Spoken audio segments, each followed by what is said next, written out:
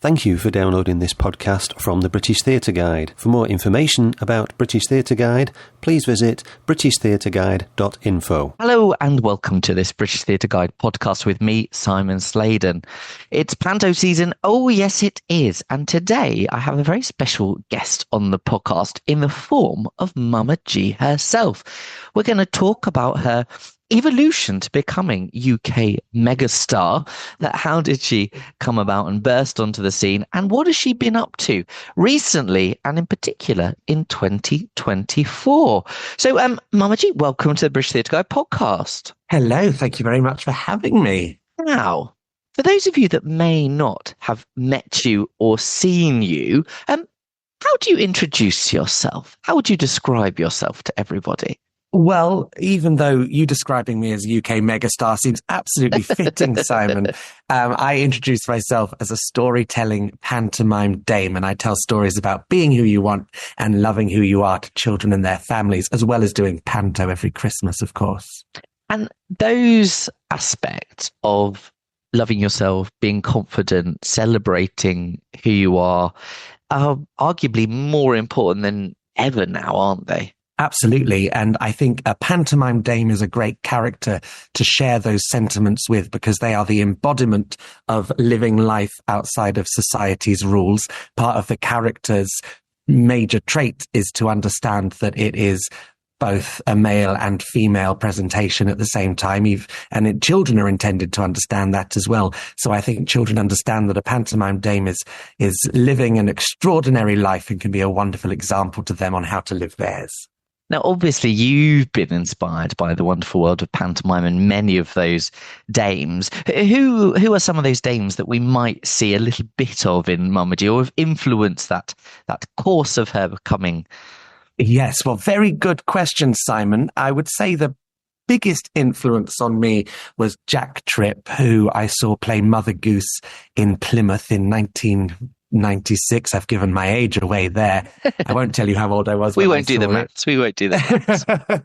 And he was in it with Roy Hudd, and that was the pantomime that made me realize that I wanted to go into panto. Sadly, I only saw him once. Then growing up, I lived in Bristol and Bath, so every Christmas I would see Chris Harris, who was a fine example of a pantomime dame, not only a hilariously funny performer, but also a very gentle, caring and motherly character whose traditions were rooted in clowning. And Chris Harris was an absolutely fantastic performer. Other influences, John Inman was a very big influence. I remember seeing him in Plymouth and absolutely adoring him. And more recently, people like Clive Rowe and Gary Wilmot, who I think are extraordinary performers and don't just play the role for laughs, but play the role as a human and a living, breathing character with genuine emotions, especially Clive Rowe. I just think he's marvellous. Yeah, and all those dames that you've mentioned are very maternal, but that doesn't mean that they don't have a slight sense of anarchy about them. But maybe many, many dames that we see aren't as maternal, or don't have that larger aspect, I suppose, of nuance that all of those that you mentioned have. And that goes obviously very much hand in hand with the important work that you're doing, which we'll talk about a little bit later. Now, Mama G, how long have you been doing panto? Well, this Christmas is my 19th panto season in a row, so almost 20 years. And for many of those years, I mean, I remember seeing you and reviewing for the British Theatre Guide. You were at the Stag Theatre in Sevenoaks. And was that a particular period where you really were able to explore pantomime as a genre and that role, that key role on the stage of the dame and their centrality to the form, although not necessarily to the narrative? Absolutely. I was very young for a dame when I started playing the role at the Stag. I think I was maybe 23 or 24, so very, very young to play a dame, which I now appreciate. Although when you're that age, you think you can do anything. You don't think age should be a factor. But it was a good opportunity because we started quite small and the show gradually grew and grew and grew. And now it's an extraordinarily big show and very forward thinking in its presentation. But that gave me the space to see how the dame role worked. And more importantly, to understand what my dame did, because everybody's dame, as we've sort of touched upon, does different things. You get dames like Ben Roddy, for instance, who's a broad comedy character, very much a bloke in a dress. And then you go to people like Jack Tripp and Chris Harris, who are playing mothers very, very honestly. And their mother character would fit in to a straight play as much as it does in a panto. And I like to think I've sort of found a middle ground of those. Mama G is she's quite anarchic. She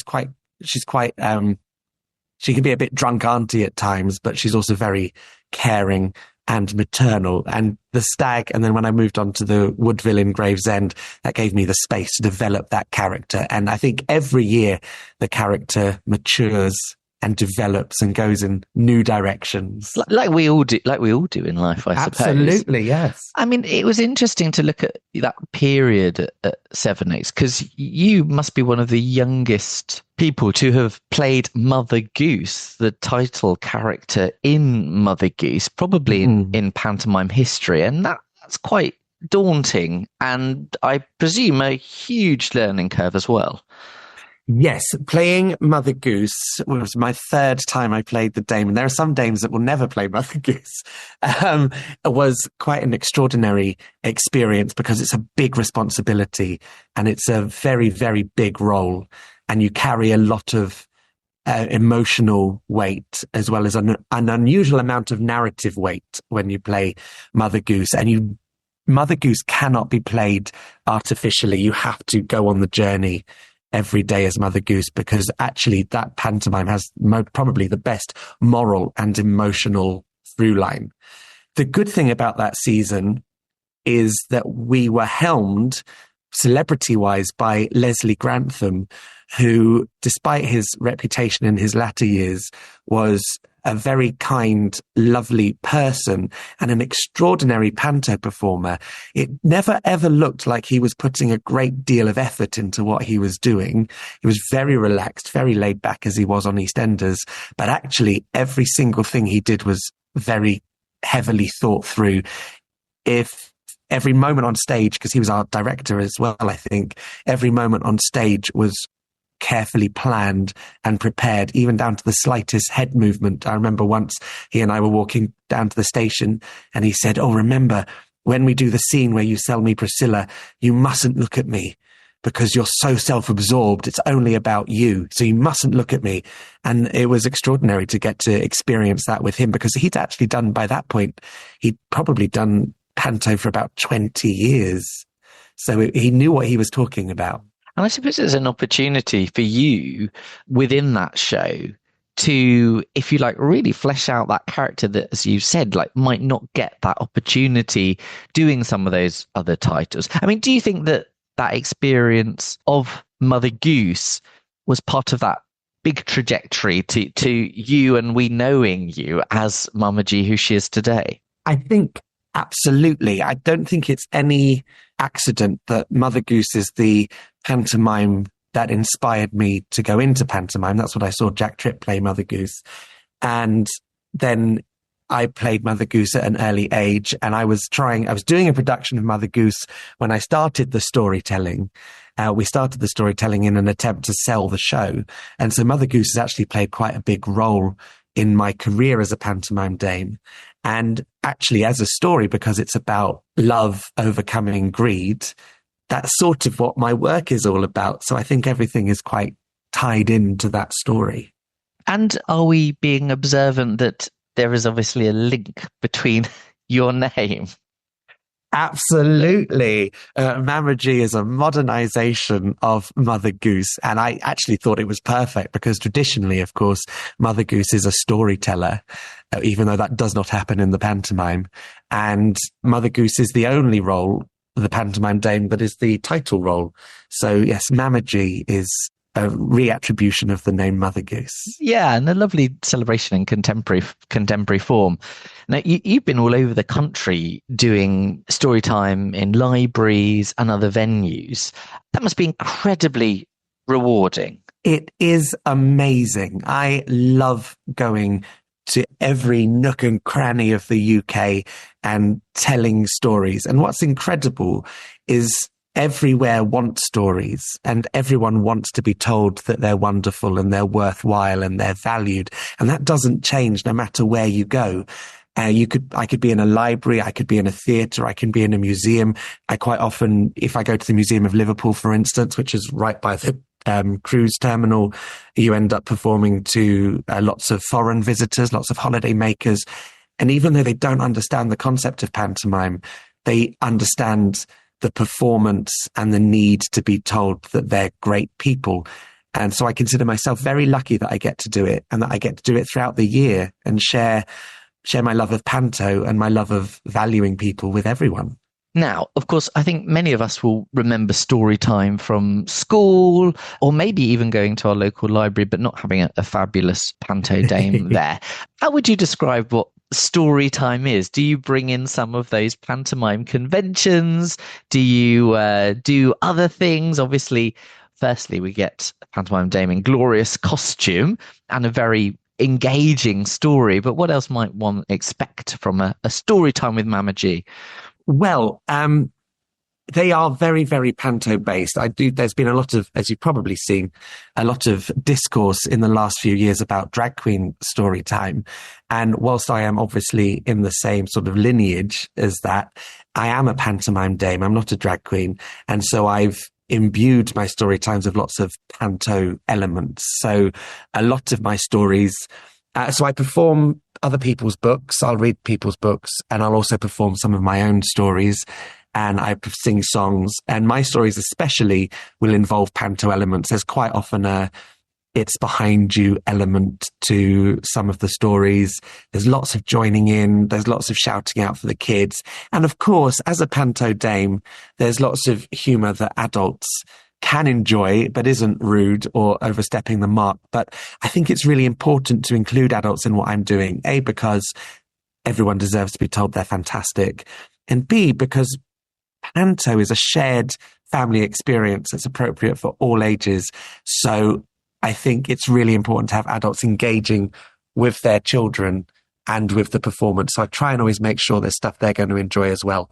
But it's lots of fun. If you come and see one of my recent ones where I'm promoting the book, there's even a quick change live on stage. There we go. Live on stage, a quick change. I mean, that sounds fantastic. You did mention that obviously storytime, drag storytime has been in the press quite a lot over the last few years.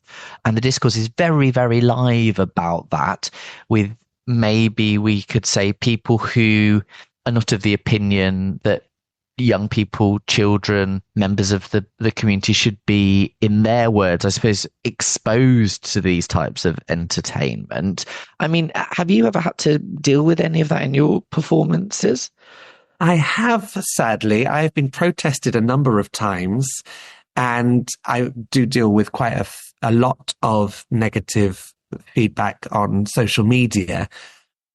But it's all evidence to me that what I'm doing and what a drag queen story time is doing is ever so important, because there are children in every community who don't experience a heteronormative existence. And if we do not give them the support or the information that helps them realize that they are as valued a part of their community as their heteronormative friends, then we're making the world not just a harder place for them, but a harder place for everybody. And I think it's really, really important that everybody experiences these sorts of story times and messages, because even a child who grows up to have a straight relationship and have children, they need to be told they're great too. And if you believe you're great, then you're going to believe that other people are great, and you're going to respect each other. And then eventually we just lead to world peace. So that's the goal. Which is what we're all looking for. And I think the thing with panto is that it's always been empowering, hasn't it? Because it hasn't accepted what we might refer to as gender norms or expected histories and trajectories of dress. You know, it has played with them, it's subverted them, it's a very knowing, embracing aspect. And I think for people that have felt maybe a bit different or not sure about aspects such as gender or sexuality, the pantomime is a real place where you can see yourself, and it is celebrated and it is embraced and it's loving and it's all part of that family. And I think what's so fantastic about the work that you're doing is, we acknowledge that the theatre can be expensive. Not all schools get to go to the theatre. And actually for younger children, it's probably a bit too overwhelming, when you're very, very young to go. So this is a great way of introducing them to all of those wonderful things pantomime does, but also to introduce them to the theatricality of the stage in a very safe and calm and supportive setting with a family that they'll take something away from, or maybe lots away from, and that will be with them for the rest of their lives, just like many people's first trip to the panto. Absolutely. Now, you also are involved with lots of pantos, and I'm just thinking about the company Petite Pantos that you've written for, directed, and sometimes appeared in. And this aspect of inclusivity and celebrating diversity is actually probably the most important pillar in what the company does. Would that be fair to say? Yes, absolutely. Every panto we do, we try and give an inclusive element to. One of the first ones we did, which was Dick Whittington about 7 years ago, was at the time that Theresa May was putting her foot in it with the Windrush generation and trying to send them back to countries they'd never come from in the first place. And so we made Dick Whittington about Windrush because that moment deeply affected me. I was very upset by it. And I realized that panto is a fantastic way to communicate how I feel about things and to educate people on things. And we've done Mother Goose, of course, and we've really heavily focused that on the gender identity, and we only use songs that were written by LGBTQIA+ artists and writers. And again, we didn't really highlight that, but people were coming to see a pantomime and were being welcomed into LGBT culture in a really safe way. Because quite often the beauty about panto, I think, is that panto is for everyone. And you'll often get people who come to a panto and don't expect to be challenged by a panto, but can leave having experienced something new, or can leave having their ideas changed or thinking about something they heard in a panto. And that's an extraordinary thing to be able to do.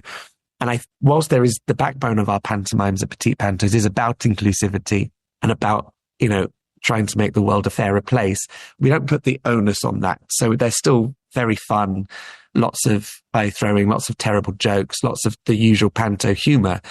But we don't want people to come in expecting to be intimidated by the message. We want people to come in having fun and leave going, oh, I wasn't expecting to think today.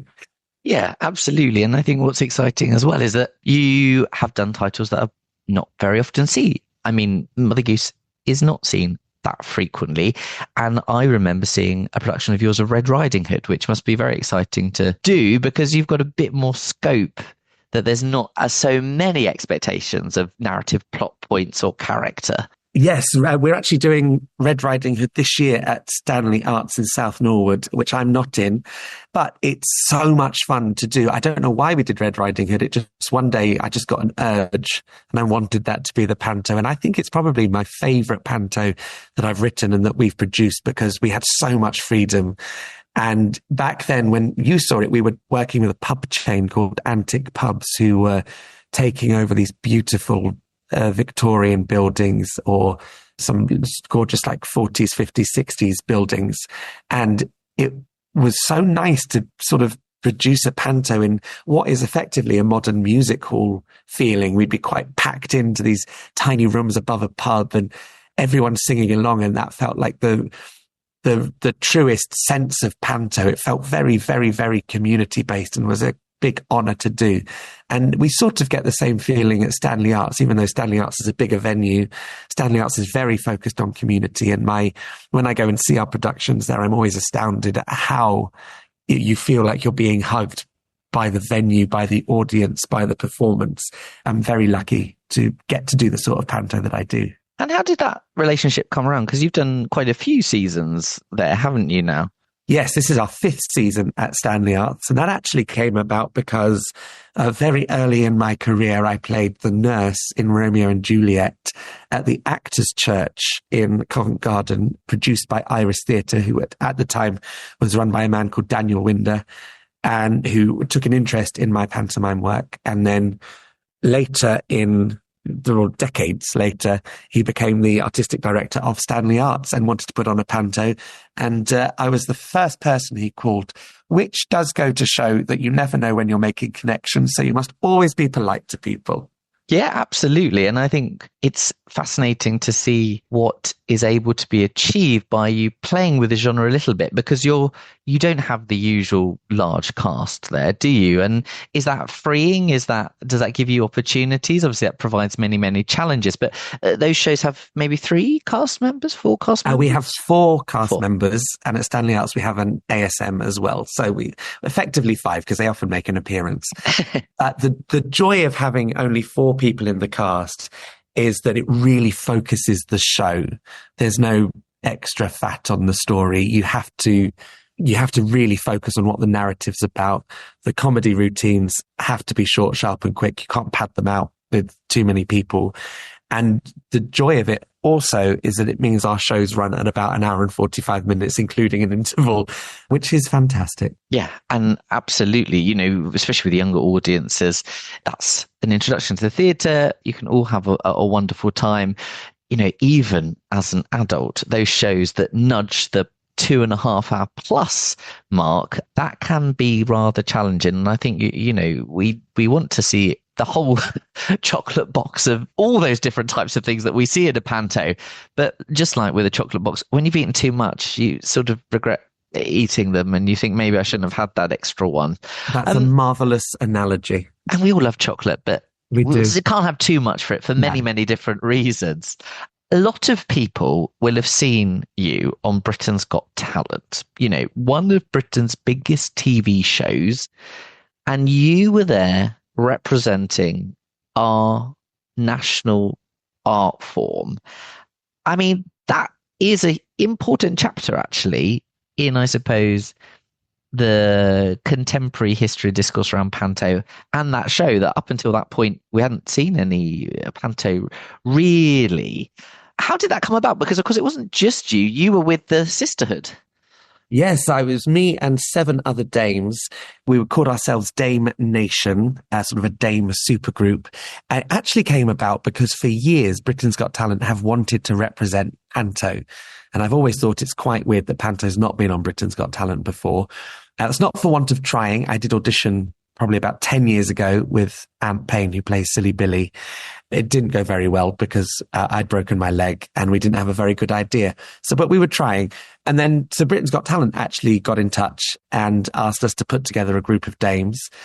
And that's what we did. We put together a group of great dames, 8 of us, and a choreographer, Carly. And we created a mashup of pop songs for us to sing. We obviously changed the lyrics because that's what you do in panto. And we interspersed them with gags, which actually the gags weirdly didn't make the TV show, but most of our acts did. And we just had a really, really good time. And the joy of it is that we were the first series of Britain's Got Talent after the pandemic. And we were the second show of filming. So they basically film 2 performances a day. And we were in the second one. And it was at the London Palladium. And the audience was so ready to see some live theatre. So I think it was the perfect time for pantomime to be on Britain's Got Talent because, of course, almost beautifully during the pandemic, panto became one of the things that people focused on, whether pantomime would come back. And everyone, all of a sudden, out of nowhere, was talking about how valuable pantomime was to them. So to get to represent pantomime on stage at the London Palladium on Britain's Got Talent just after the pandemic was kismet, I think. It was perfect timing. And it was when I went on stage by myself, because I introduced us, just walking on stage, standing centre stage, evidently a pantomime dame, the audience just were roaring with praise and joy. And it was a beautiful feeling to experience. I mean, and also the London Palladium, what a stage imbued with pantomime history and one of those huge celebratory venues for popular entertainment in all its excitement and fabulousness that is just glorious. Now, from one of the biggest shows on TV to appearing in pantos all over the country, writing, directing, 2024 brings a new chapter or feather to Mama G's cap in that you are now a writer. So this year we have your debut book out, which is very exciting. Why don't you tell us a little bit about that? Yes. So my debut picture book is called Oh, Yes, I Am. And believe it or not, it is about the joy of panto and how it can make the world a brighter place. It's written by me and it's illustrated by a man called Toto, who is a Spanish theatre designer who actually has designed lots of pantomimes here in the UK. And the illustrations and Toto's designs for panto have a beautiful Mediterranean flair and nuance about them, which is extraordinary. And I'm so glad that they're illustrated by someone who's not British, because that's the sort of inclusivity I want all of my work to be imbued with. So to have a pantomime book illustrated by someone who does not come from a pantomime culture is a big thrill to me. It's published by Graphic and it is available in all good bookstores. Very, very good. And of course, the traditional pantomime joke and some bad bookstores too. Yes. And online, one should also say. Has it been an interesting journey doing a picture book? Because I should say, you obviously have written before in terms of the scripts, but you've also written some books and stories which have been available, and some of our listeners to this may know, particularly from some of those panto titles, haven't you? You've released those. But a picture book is a very different exercise, isn't it? Because you have to acknowledge the significance and centrality of the pictures. And what was the process like? Was the story first? Did you work with storyboards? Did the story change when you thought, this is a great opportunity for a beautiful picture vista here? And, the development of what that dame looks like and the other characters, that must be quite exciting, but also quite daunting. It I think I had a slightly skewed experience of putting the picture book together, because I wrote the story, Oh, Yes, I Am, after I was on Britain's Got Talent. So I had something available and good to go if they needed it, which they didn't.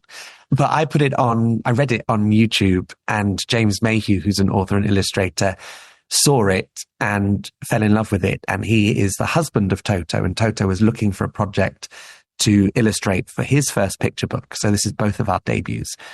And James very kindly offered to tout the manuscript to various publishers. So the story was already written. Graphic picked the book up and were happy to have Toto illustrate it.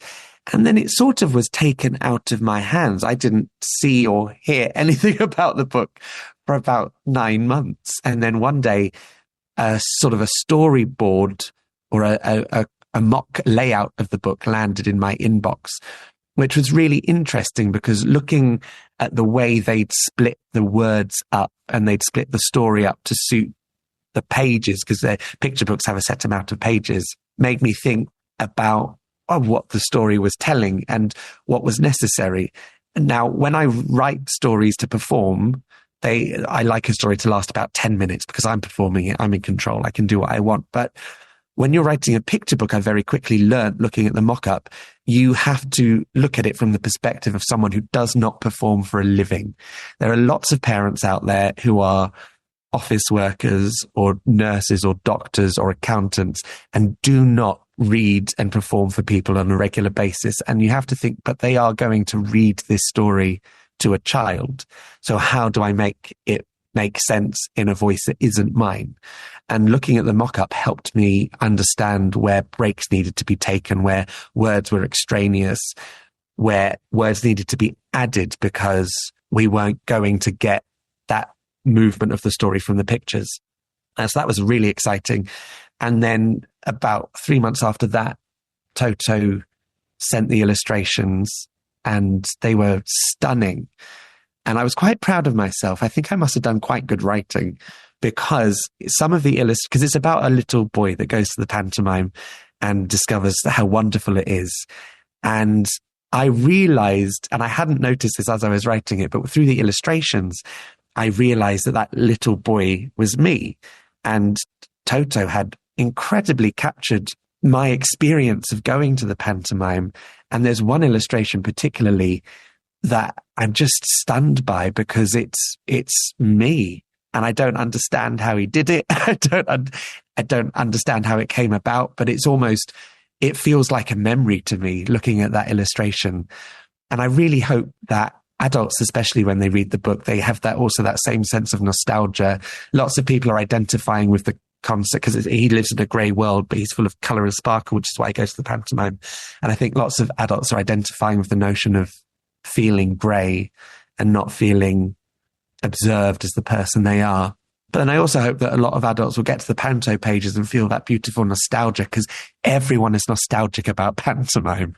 Everybody that goes, oh, I remember that when I was a child, which is a beautiful thing. I've lost my train of thought here, Simon, but I think what's interesting is that notion of nostalgia, but also pantomime as a memory holder for family and community. And I think it's exciting, leafing through the book to have those moments of, I remember going to panto with my grandma or with friends, or I remember that moment that is echoed within the book. But also, there are very few contemporary books about pantomime or that celebrate it in that form. Okay, yes, this year Jacqueline Wilson has a new title out which has a pantomime aspect to it. But if we look at it, something that's so intrinsic to British culture and society is not reflected in children's literature in that way. And so when you are at home, let's just say you're a parent, and you leaf through a program, but it's quite difficult to turn that into a bedtime story time. Oh, look, this is what this person played 6 years ago. Well, that's a headshot of somebody. And so here's something that you can, because we all probably, if we loved pantos and go and see the pantos, acted them out when we went home, or tried to do those things when the songs come on, try and do the panto dances if you're listening to the radio. But here's something that, whether it's a structured or unstructured bedtime routine, whether it's story time in a school, can also introduce people to theatre and to panto, but also be empowering in that way that everybody's talking about Jamie has been for a whole generation of theatre goers and cinema goers, obviously with the adaptation. And I think that's really something very, very special. And of course, as you well know, anything that helps champion the form and celebrates the form is something that I think is really, really fantastic. And you'll be doing Mama G story times with this book, I presume, or have been, haven't you? Yes, I've been doing a few story times with the book already to promote it. Very lucky that it took me to my dream panto theatre, which is the Theatre Royal in Plymouth. So I got to go there, which is where I saw Jack Triff and Roy Hudd. It's why I exist. I got to perform it there, which is an incredible honour. And I performed it in another theatre, which has completely left my brain at the moment. You are very, very busy at the moment, of course, and you are sat in a theatre. Listeners can't see this, but sat in a theatre, because Mama G is, of course, wonderfully again in panto this year. Do you want to talk us a little bit about where you are? And well, interestingly, you're sort of appearing as yourself, not yourself, in panto this year, aren't you? Is that your character? So I am in Aladdin at the Beck Theatre in Hayes, which runs from the 13th of December to the 5th of January. And I am playing Mama G as Mama G. So I am playing myself, which is going to be a lot of fun. We're having a very, very good time. Lots of laughter in the rehearsal room, which is fantastic. I think it's going to be a really exciting show. It's potentially the last one at the theatre, so we need as many people to come along and support it and show the local council how valuable this building is to the community. But we're going to make it the best show ever. So this year, it sounds like it's been a little bit meta for you in terms of being in the book and then doing story time as you in the book, and then appearing on stage as yourself, but not yourself, in Aladdin. And of course, that's a title that's had a lot of discussion and debate over particularly the last 3-4 years. What's going to be different, or what's new, or what's progressing the narrative in the way that we embrace Aladdin in your production? Well, our production of Aladdin, which is produced by Imagine Theatre, is the classic story that everyone knows and loves, but we've taken out the elements of it that have previously made the narrative perhaps a bit xenophobic or a bit uncomfortable in terms of how it deals with the race of the characters and even the origin of the story. So it's the same story, but it's not set anywhere specific. Widow Tranky and Wishy Washy have been replaced by Mama G and Soapy Simon. Not me, I hasten to add. I'm not in this as well. Just you're in not honour of such a great name. Yes, I don't know how they landed upon Soapy Simon, but he's very welcome. Yeah. And the genie's still there, the lamp's still there, but it's not set anywhere specific. There's no jokes about takeaways or 1 ton and 2 ton. There's no Chinese policemen who look like British bobbies. They've done a really, really good job of thinking about all the elements that are problematic, because you don't want to... Aladdin's a fantastic story, and you don't want to stop telling the story of Aladdin, but I think it's our responsibility to find a way of telling the story that includes everyone and acknowledges the story's origins. And that's exciting to be doing this production, the first time that Imagine has presented this version of Aladdin. It's also your first season with the company. Yes. And you've also got a great cast. Yes, we have an amazing cast. Aladdin is being played by Karim Zarul, who is a CBBC presenter and Strictly contestant. Joe Pollard is playing Soapy Simon. Nim Adesha is playing the genie, and she's from Sky TV's The Makery. So if any families are watching, The Makery is a fantastic program where Nim makes things every episode. It's a bit like Art Attack. And Jason Mark Williams is playing Abanazar and is directing. And then Leonie, I don't know her surname, but a beautiful Leonie is playing Jasmine. We've got fantastic dancers, a brilliant junior ensemble. We're just having a gorgeous time. Gorgeous time. So how far into rehearsals are we at the moment? It is Friday today, so we are 5 days in. We are almost ready to do a full run of the show. But I can see dances being rehearsed right before my eyes, and they're doing fantastic.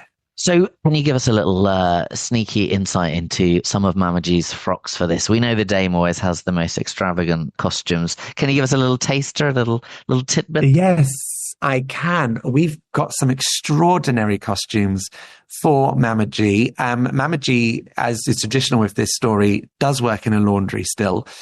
And probably my favourite costume is one of the heaviest things I've ever worn. It is a dress made out of stuffed rubber gloves, and it is huge. And it's just fabulous. Every time somebody sees it, that's the one that gets their attention. And we're just trying to work out when I can wear it, because I can't do any choreography in it, and I like dancing. So we're trying to find the right scene. Well, it's going to be worn. There's a conundrum that hopefully will be, pardon the laundrette pun, ironed out before you reach the stage. I mean, we are really close to the end of the year, and 2024 has been such a bumper one for you. What are you looking forward to in 2025? Well, lots of rest.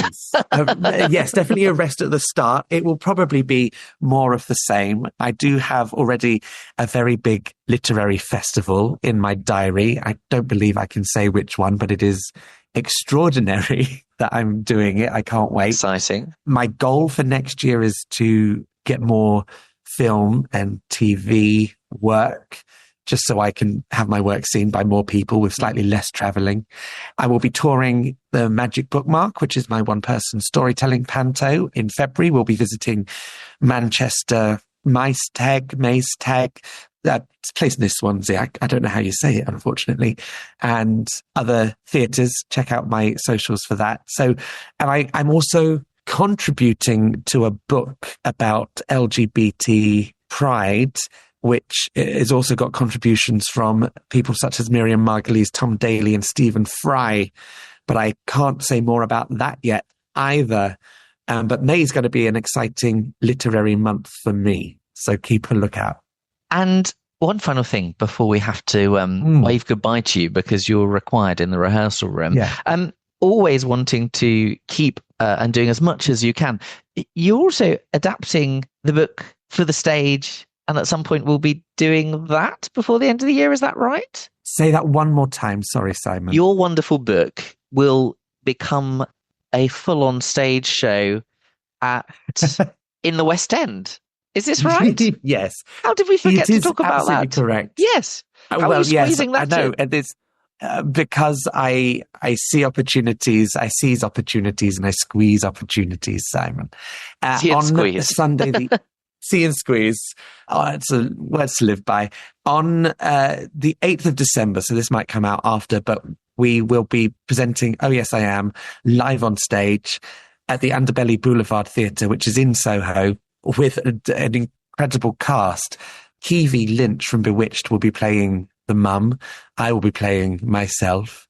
Holly Mallet, who's Moxie from Andy and the Odd Socks, will be playing Bobby, who's the main character. And then Don One, who's a fantastic drag king, will be playing the baddie. And whilst we're talking about Don One, I'm very excited that they're working with us, because also this year they are in pantomime in Stroud, I believe, where they are a drag king playing a dame, which I think is fantastic. And I'm so excited to talk to them about their experience and how it's going. Robin Hood, that's going to be fantastic. Absolutely brilliant. Fantastic. And so we're producing Oh Yes, I Am live on stage. It's because we're all in the middle of panto rehearsals, we'll be using our scripts as it's more of a rehearsed reading. But I think it's going to be extraordinary fun. It includes songs written by Holly and some written by me, which is ever so arrogant when you think you're writing songs for Bewitched. And I think it's going to be great fun. And my goal, my hope is that next year it will have a life, either maybe at the Edinburgh Fringe or at Christmas, or doing a season somewhere. So yeah, watch this space. I mean, that's all so exciting. And of course, you are appearing in Aladdin. So if you manage to wangle that lamp off, who knows? Many of these things could come true. I'm just thinking with the illustrations in the book and obviously with the songs and everything, it's ripe for a lovely, beautiful animation as well. Mama G, Thank you so much for for being able to speak to us this morning in amongst your very, very busy schedule. We wish you all the best for the season ahead, all the best for the book. If you haven't got your copy of it already, do have a look in your local bookshops and online. And enjoy Aladdin. It's going to be a magical season, I'm sure. And look out for all of those various other projects that Mama G has. So thank you so much and have a fabulous panto season. Thank you very much. You've been listening to a podcast from British Theatre Guide. For more information, please visit britishtheatreguide.info.